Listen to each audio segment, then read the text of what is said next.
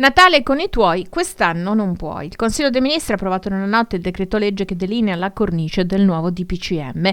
Vietati gli spostamenti dal proprio comune i giorni di Natale, Santo Stefano e Capodanno. Vietato muoversi dalla propria regione dal 21 dicembre al 6 gennaio. Tutto per evitare gli assembramenti, perché la situazione sanitaria è tutt'altro che risolta.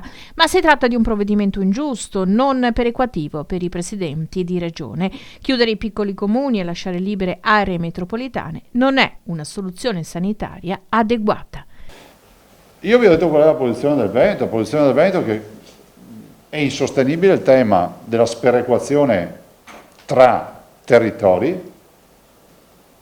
Non sto dicendo, se uno dice chiudi tutto è perequativo, se dici apri tutto è perequativo, ma se dici tu sì e tu no è sperequativo. Quindi lede un principio costituzionale.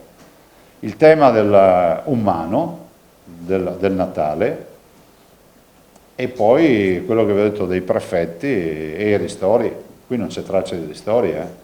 Si è fatto un decreto legge nottetempo per legittimare il blocco degli spostamenti, si poteva tranquillamente in un decreto legge mettere dentro anche i ristori.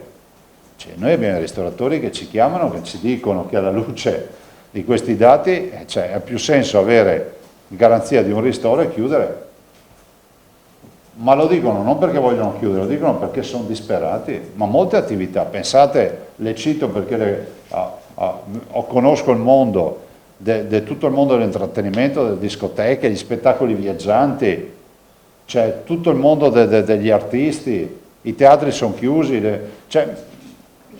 le piscine, palestre, insomma ce n'è per tutti i gusti.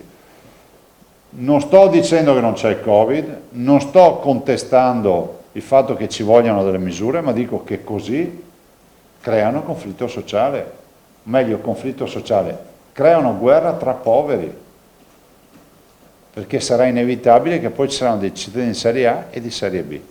Nel DPCM è prevista la chiusura delle stazioni sciistiche fino al 7 gennaio, data in cui dovrebbero riaprire le scuole, pratica assegnata ai prefetti.